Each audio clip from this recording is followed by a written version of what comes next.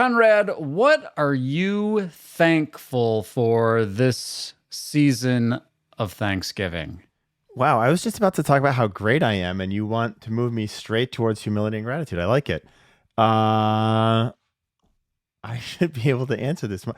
I am thankful that Michigan is still 10-0. How's that? How's that for a segue into banter that I'd rather talk about? Well, I want to talk about that, although I'm sure we're going to get a lot of Michigan haterade on the hashtag. Yeah.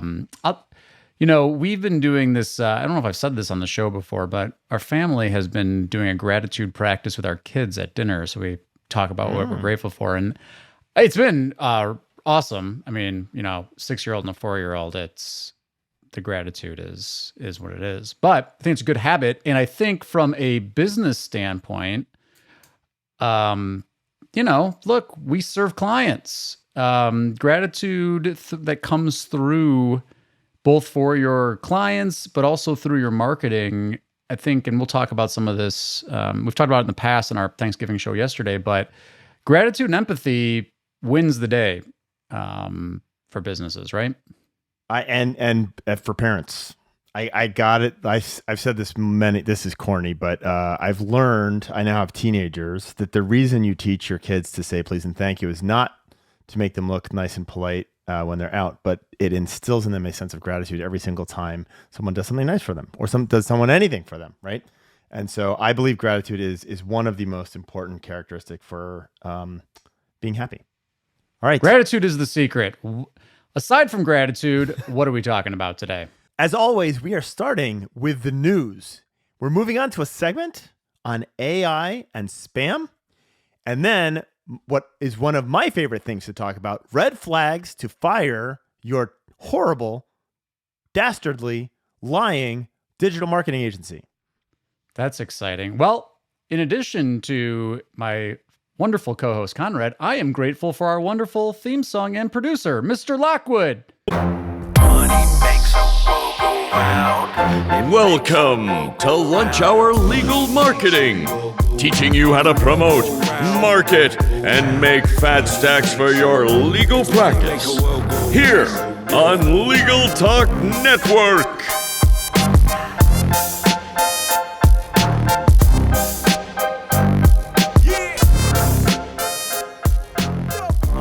All right. Happy Thanksgiving, everyone. I appreciate you taking the time. We actually went back and looked at the data from last Thanksgiving episode, and it was well listened to. Our suspicion is correct. You are tired of hanging out with creepy Uncle Frank, who's had one too many drinks, and this year has one less teeth. And you are upstairs hiding, listening to Gyi and I wax poetic about legal marketing. So we, as usual, are going to start with the news.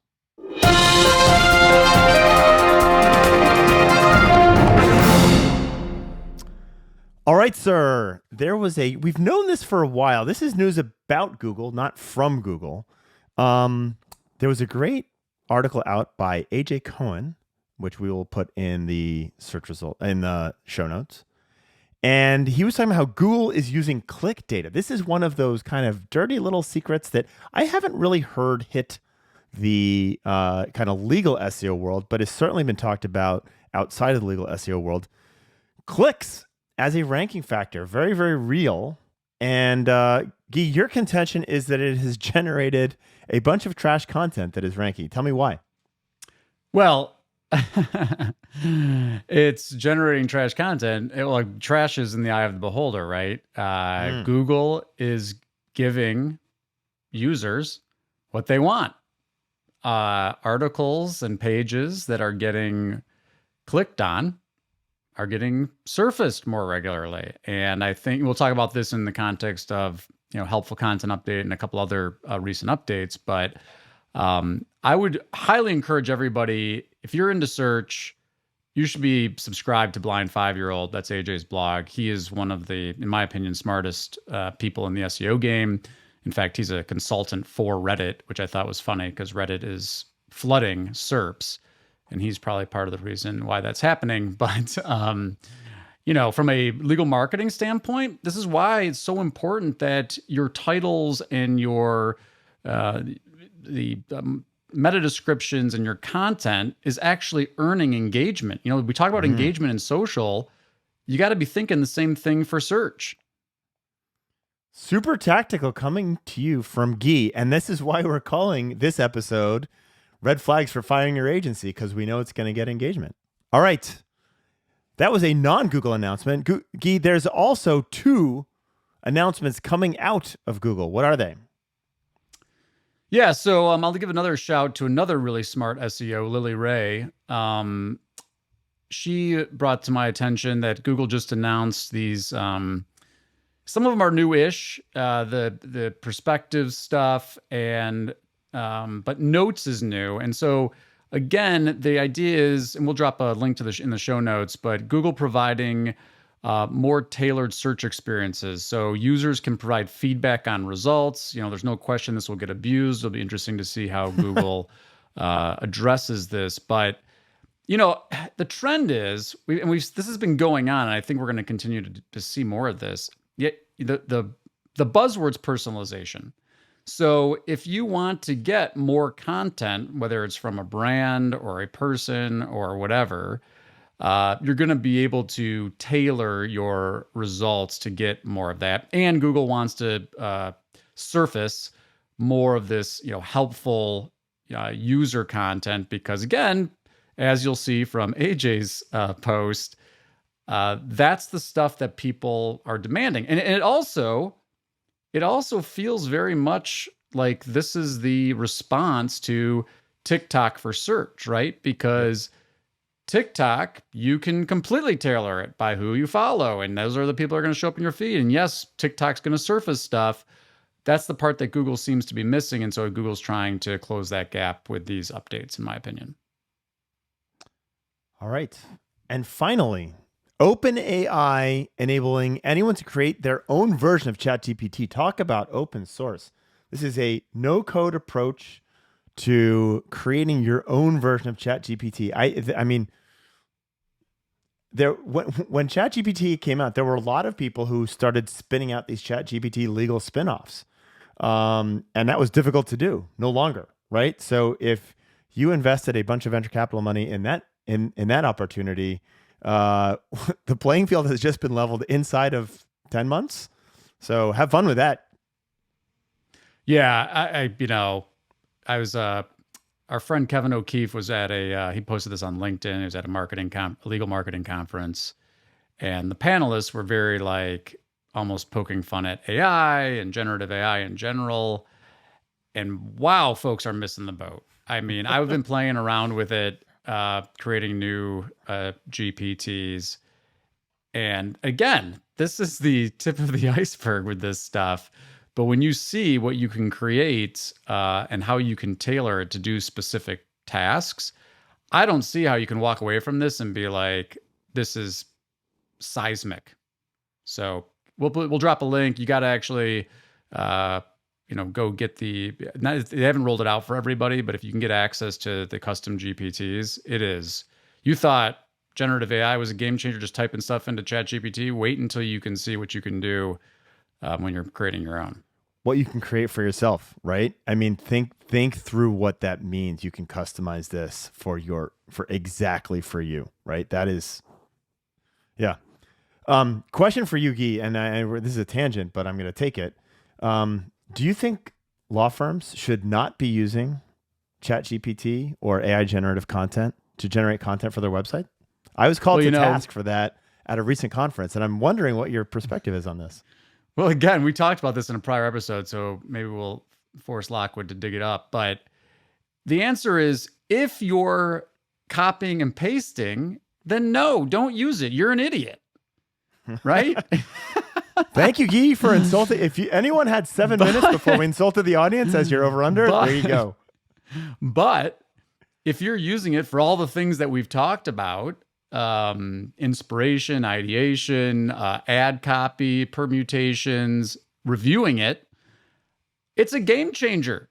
I mean, yeah. I can't tell you how big of a difference this is. And so folks that are, these are this fear stuff, we've seen it before. And, guess what? Where a lot of the fear is? The people who are getting paid to do the stuff that ChatGPT can do more efficiently. Yeah, my take is we now, I would rather have my clients paying us to analyze a whole bunch of content instead of writing a piece of content, right? Well, it's so funny because we say this all the time to lawyers. You better find ways to get paid for the value that you drive for your clients. That's right. In the context of law practice. Well, the same thing is true for content publishing. If you're a content person, you better find ways to get paid for something that the GPT can't do. And so whether it's analysis, whether it's editing, whether it's research, whether it's interviewing, I think we talked about this last time and it was kind of poking fun at the Verge article that was saying SEO destroyed the internet. But the thing that journalist did was they interviewed a bunch of people. Well, ChatGPT is not interviewing anybody. You're not getting actual quotes and all that kind of stuff from real humans. And so anyway, ranty, but cut me off. When we come back, if you have not heard enough about AI generative content, you're going to get some more of it. So Gyi has talked about LinkedIn GPT. We're going to talk about ghost writing, authenticity when we come back. And we're back. Conrad, you use LinkedIn at all? I use LinkedIn quite a bit, my friend. It's funny, we're looking at data on LinkedIn versus Facebook. I have been an avid early adopter of Facebook, and I've been really, really active on Facebook. I've only, in the last 18 months, gotten really deep on LinkedIn. And it's amazing. You can see the difference in engagement based on that lack of longevity. So, but I am on LinkedIn. I post almost every day. That's smart.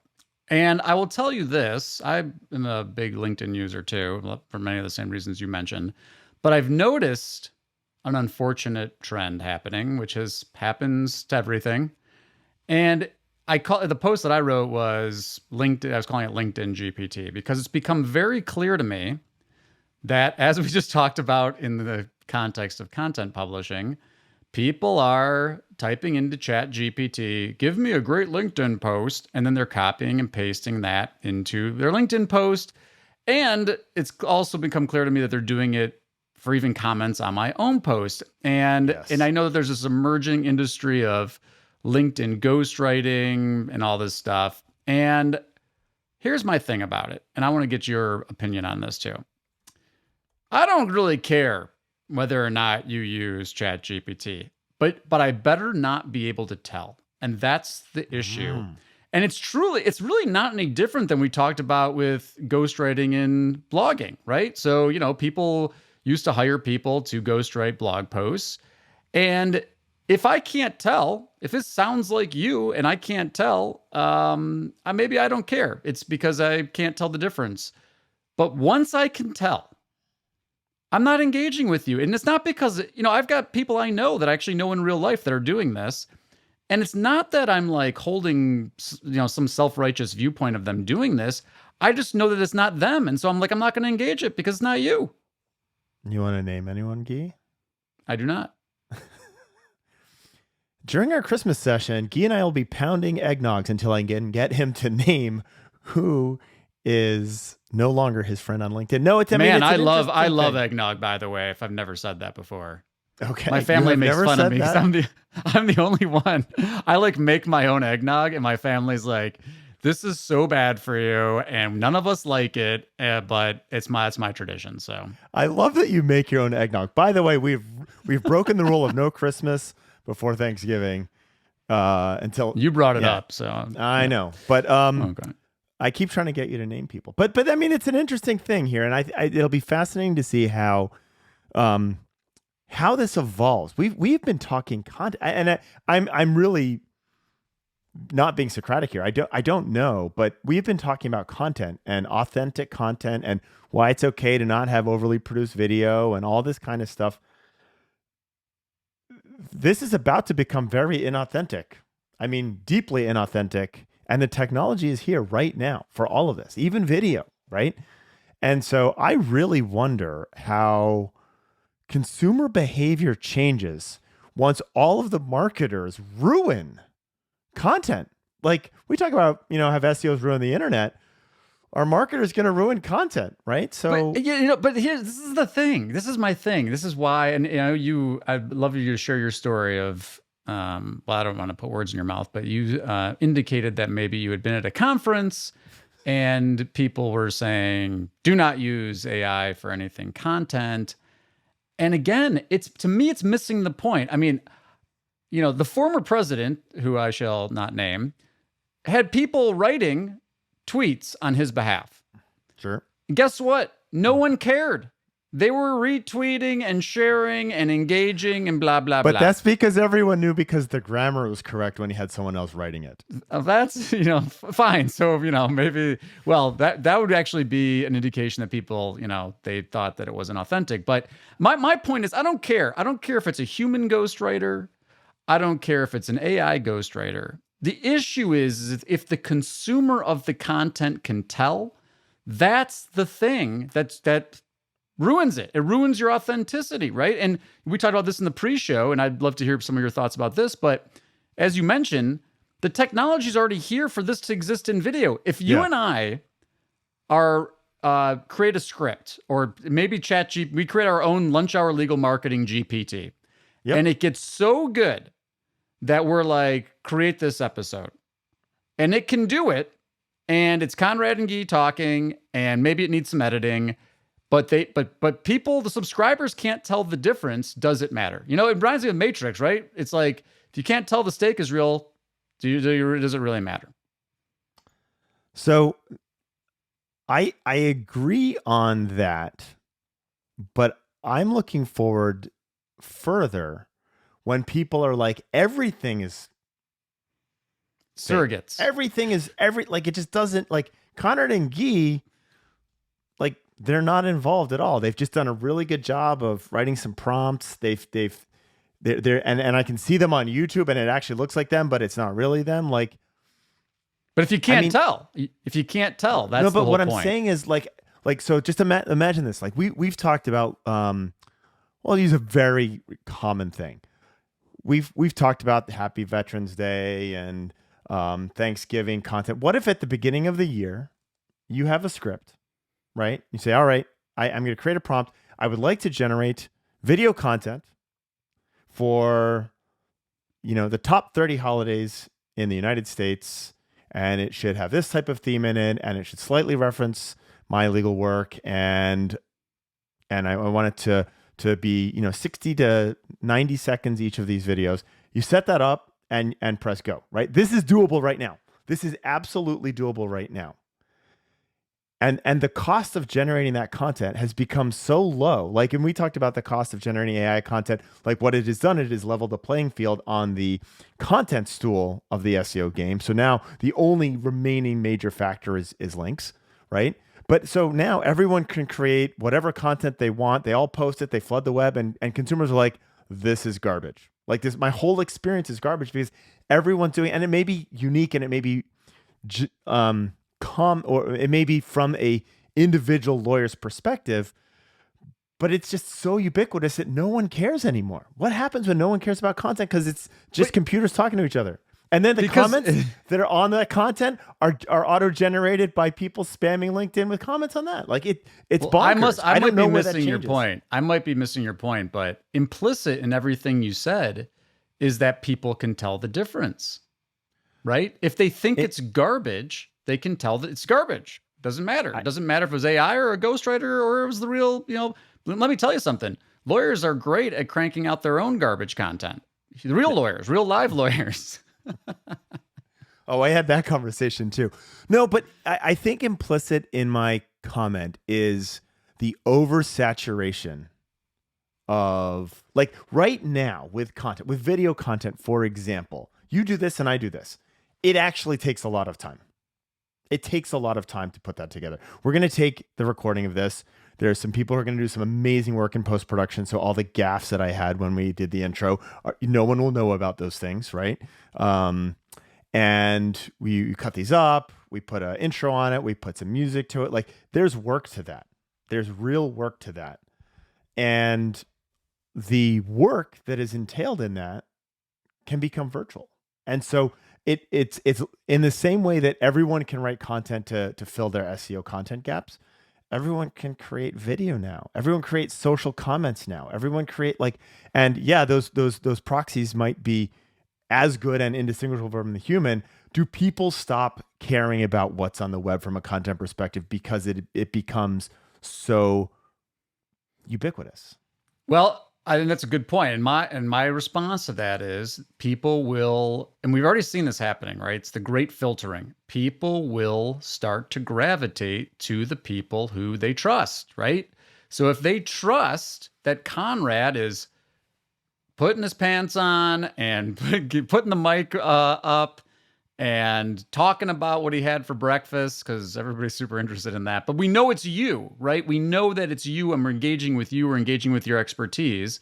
Yeah. Versus if lunch hour legal marketing turns into auto-generated content, or Conrad, I mean, they're gonna filter out that other stuff. And that was kind of my point at the outset of this LinkedIn GPT thing, right?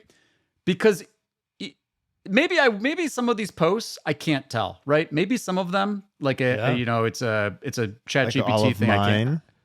All of yours, I can't tell.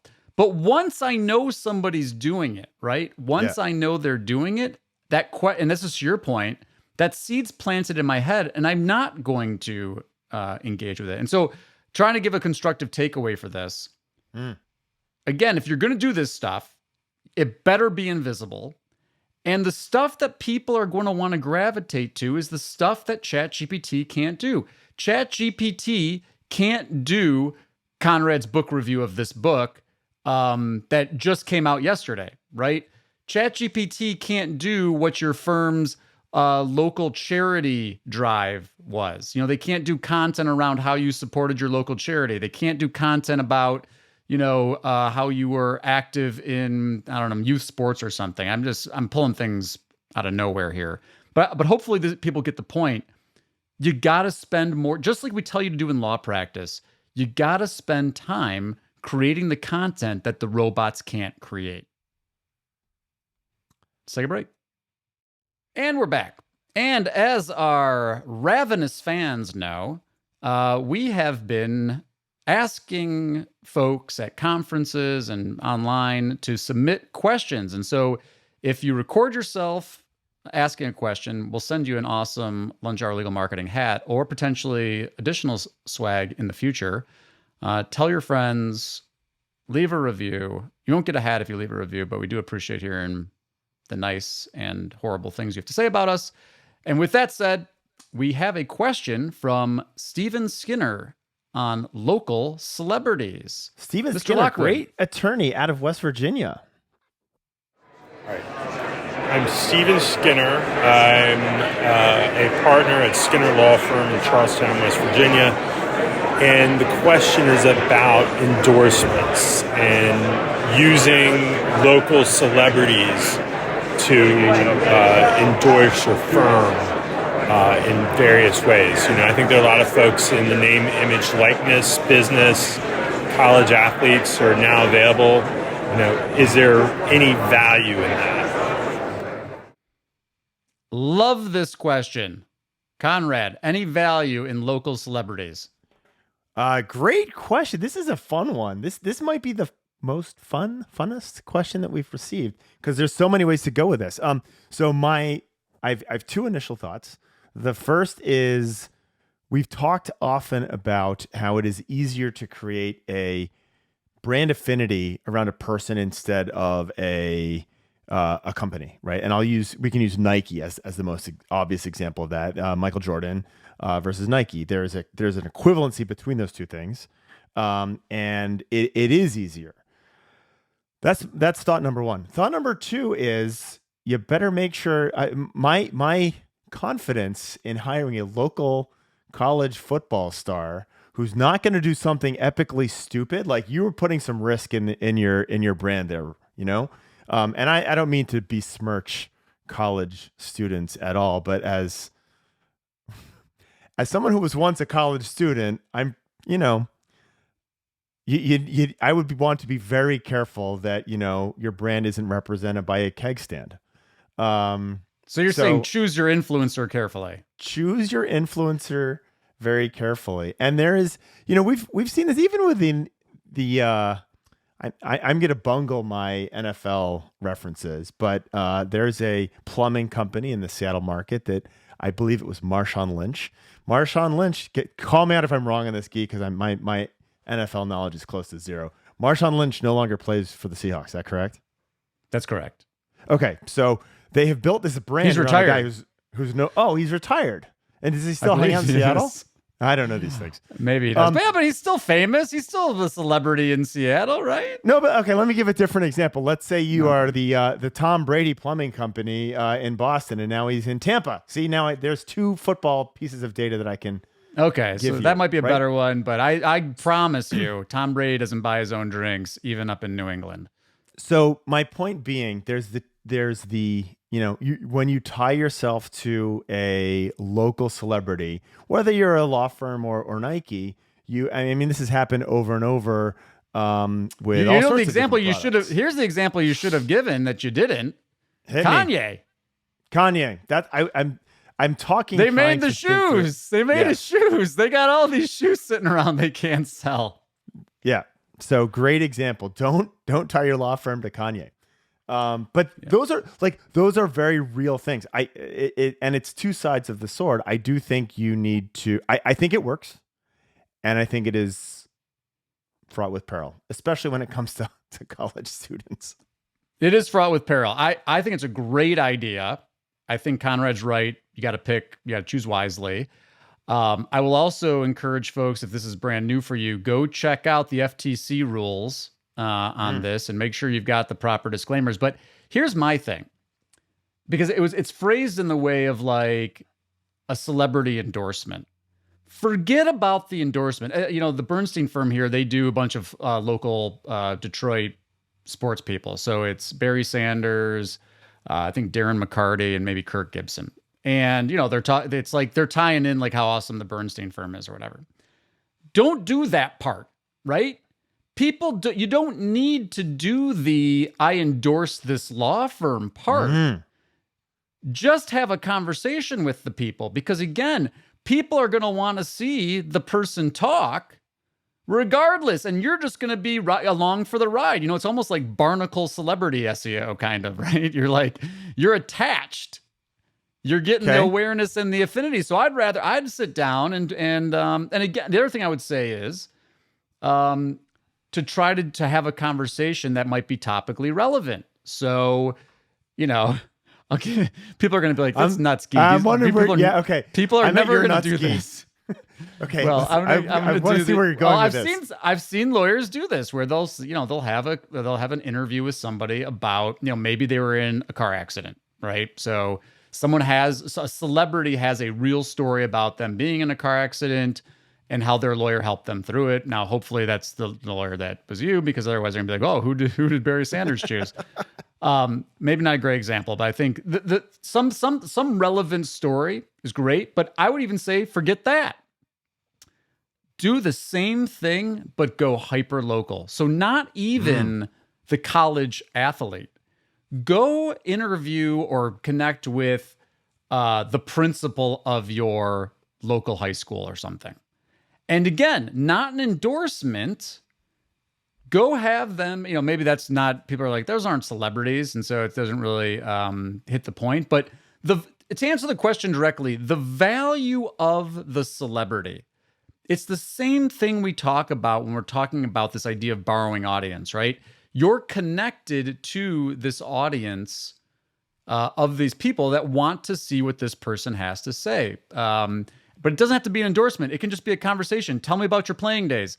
Tell me about what it was like to be in the NFL. Yes. Tell me what it was like to play at the major university. That's the stuff people actually want to hear. It's a real authentic story.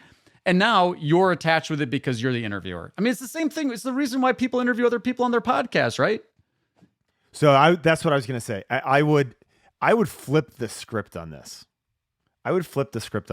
Can you help make someone in your town a celebrity? Can you become the path to their celebrity by giving them exposure, right? We've talked about dark social a little bit, but that is the other side of this. What can you do to help people and give them a bigger voice? That becomes also powerful. Okay, we're going to move on. Thank you for the question, Stephen. And by the way, if you want a hat from LHLM, hit us on the socials with a question. Trucker hats inbound. Now, Gyi, the next thing is red flags for firing your agency. All of you are sitting at home, having turkey, wishing that you had a better financial year, and you're blaming the leads that your agency didn't generate for you. So, Gyi, I want to ask you, what are some of the red flags on when it is time to pull the plug on your terrible digital marketing agency? Well, and I've got to give a shout to the law firm marketing subreddit on Reddit. If you're not on there, go check it out. There were a bunch of recent subreddits and threads on issues. I think it's the end of the year. Like Conrad said, people are like, should I fire my SEO company? That was one of the threads. Wonder if I still need an SEO marketing company.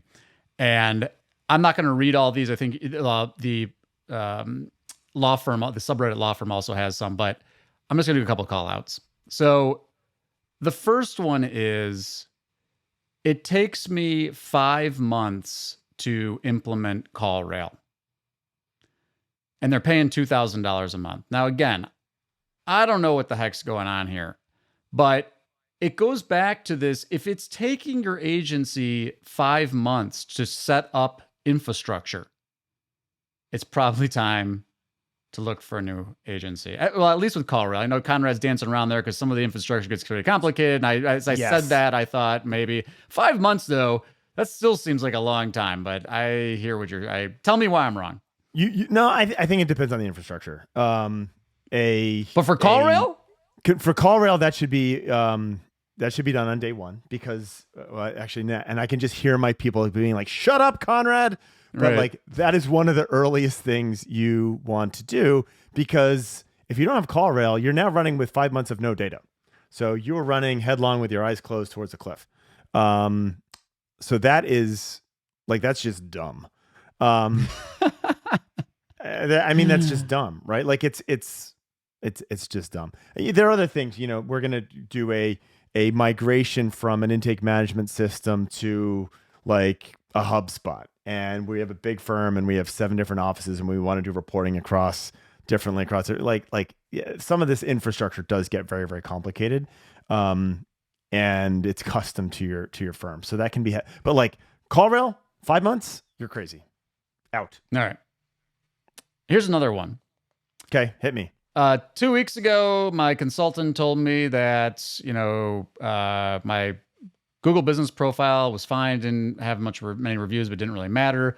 And then all of a sudden they totally flipped the script and they're like, oh my gosh, Google's putting a huge priority on reviews and you're in trouble now. So, well, you want us to react to that one? I'll tell you what my problem with it is. Go. Number one is, this is reviews impacting local is not a new thing, but that's a little bit more maybe nuanced. I'm critical of this. It shouldn't be nuanced for our audience. This is when it's time to fire. When you're like, I'm selling you, I sold you this local SEO thing, and I never gave you any context about where you stand from a competitive review standpoint.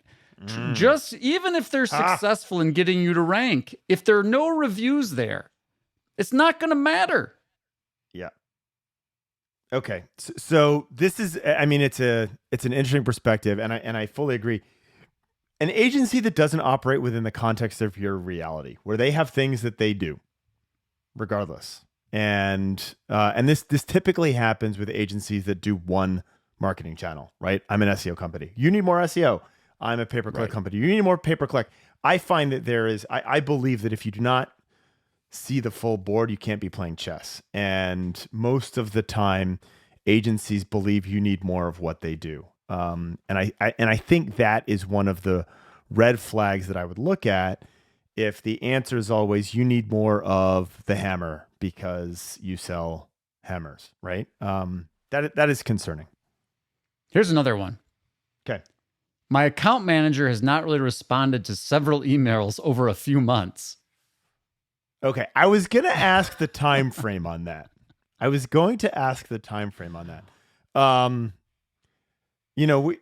my bias is I wait, and I can't wait for clients to tell me that we call them too much. Right.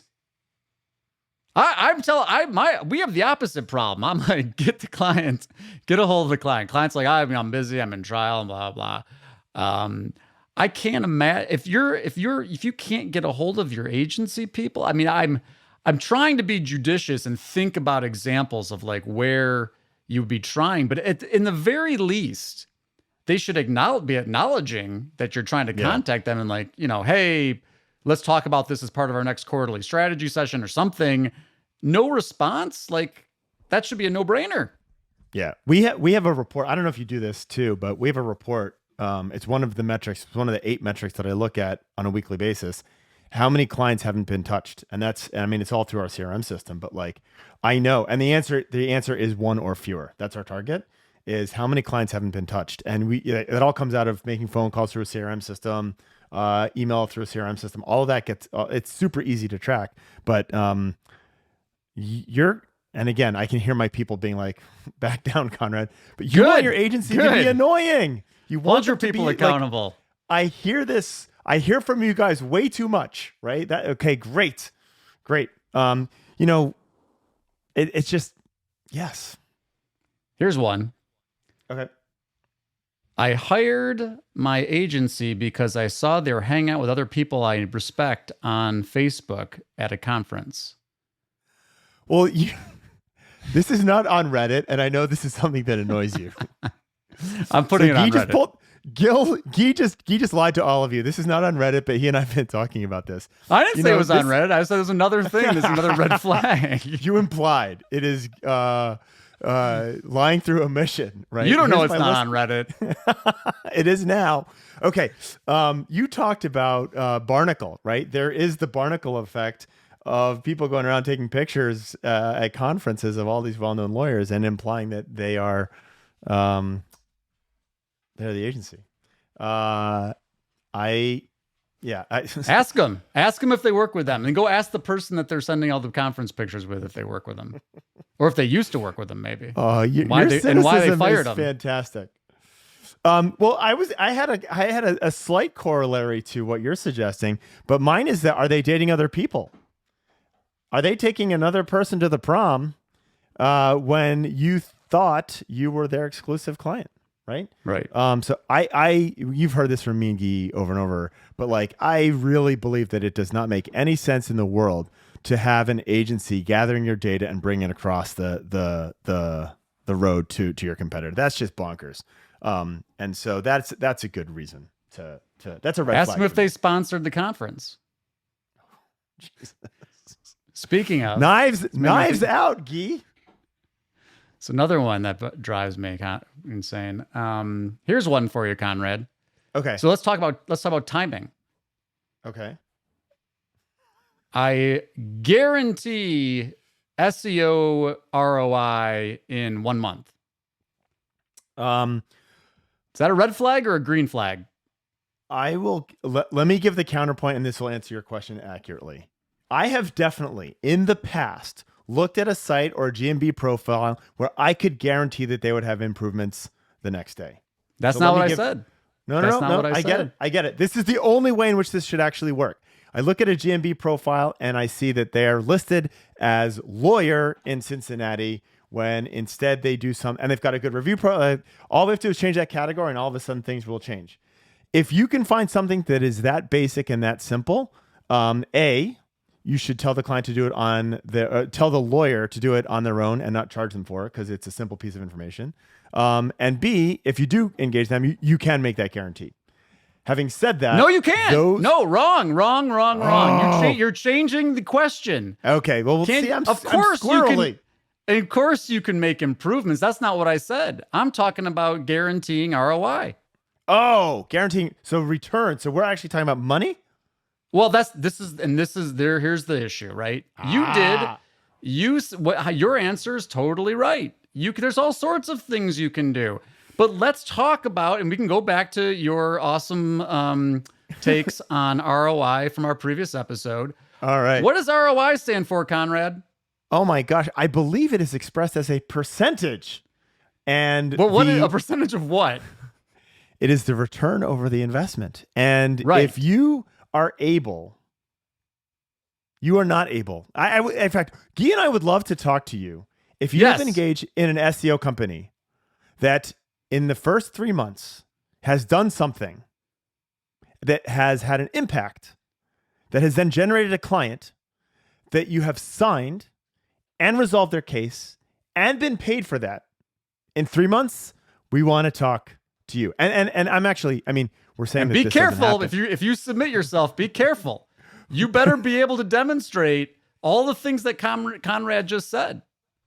Yes, You got also, paid. You're a PI firm. You got a return on investment in SEO in the first 3 months. Okay. Yeah. I want to see it. Well, here's the implicit in this is the notion that you have a great tracking mechanism set up and that you're going all the way from marketing channel to your matter management and billing system, right? Depending on what you're using. And that you know the formula for ROI. And this is like, I think this is the previous episode, so I don't want to hit this too hard, but you guys don't know what ROI is. And yet you listen to people say ROI, agencies say ROI, lawyers say ROI all the time, and you don't know what the fuck it is. So it's even harder than this. It's even worse than that because and you said this the first time, but you didn't include it in this last round. Not only do all the things that you just said are true, you've got to show that the agency did the thing that caused that lead to come in, convert, and pay you in that time frame. Because again, even if you've got a lead that converted and paid for you in those first 3 months, was it from some blog post that was on your site from some 2 years ago, or was it from activities that you had done in the past? So you got to show, I paid this agency this amount of money. And within 3 months of paying that money because of the things that they did, I got paid. Now, outside of PI, maybe I'm still skeptical. Okay, so that goes back to our ROI thing. We're trying to make some red flags on this. If your agency talks about ROI and doesn't know the math to calculate ROI, that to me is a bit of a red flag. My problem is not even knowing the math. I think I'm more concerned about the integrity. People that are promising, that are guaranteeing SEO ROI in the first month. That is, in my opinion, and again, you got the examples. I would love to be proven wrong, but you better bring the evidence. There's a lack of integrity there. I'm not going with integrity. I just think they like the buzzword. Everyone likes to say ROI and no one knows what it is. You're being too generous. They know. Kinder than you don't are. think these marketing people, you don't think marketing people that are promising ROI and SEO don't know what ROI is? I 100% believe that's the case. Okay, so then why are they selling it that way? Because it's such a trigger word for people to be like, oh, well, that seems like a good business term and I'm going to do that because I want some positive ROI. But like, that is a problem. Okay, so I'm going to move on from the ROI thing because we hit it before. I want to give 2 more things that are red flags to me. And this goes back to the integrity thing. This is a real integrity problem that you and I both know for a long time. Lying about the number of leads, overcounting the leads that you generate, right? And for me, we've talked about call rail already, but if your agency is double counting people when they've called multiple times to your law firm as leads, they are deliberate. And this is deliberate. This is not, I don't know, basic business math. This is deliberate. I am double counting those leads. And that, I think, is garbage. And there are lots of agencies who like to make themselves look like they're generating a ton of leads. So there's a little radio button in CallRail, again, where you can only count the first time they've seen that phone call, right? And so you don't think that's just an accident? They're not just doing that by accident? This is where I question integrity. This is absolutely where I question integrity. And then, speaking of integrity, if you don't provide access, and this is a pay-per-click thing, and I do not, for the life of me, understand why any law firm is okay with this. If you do not have access to your pay-per-click campaigns, you have no idea what they're bidding on, which means you have no idea what they're actually spending money to generate calls to your firm, which means that you might think you're buying a whole bunch of divorce lawyer Cincinnati pay-per-click terms when you're actually buying the name of your law firm, and you have no way of actually seeing that. You have no way of knowing.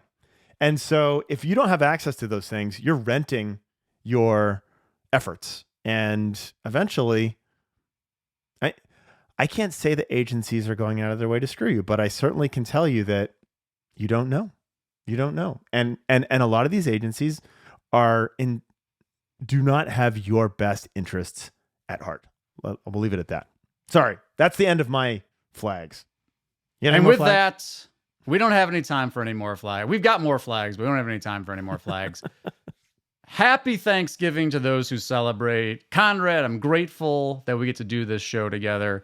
Happy Thanksgiving to you. Grateful for all of our listeners and subscribers. If you haven't subscribed, we'd be so grateful if you would subscribe. And for those who are already subscribed, we'd be super grateful if you'd leave us a review. Until next time, Conrad and Gyi, Lunch Hour Legal Marketing. Money makes a it makes a world go round. Money makes a world go round. Yeah, money make a world go round. Money makes a world go round. Yeah, money make a world go round.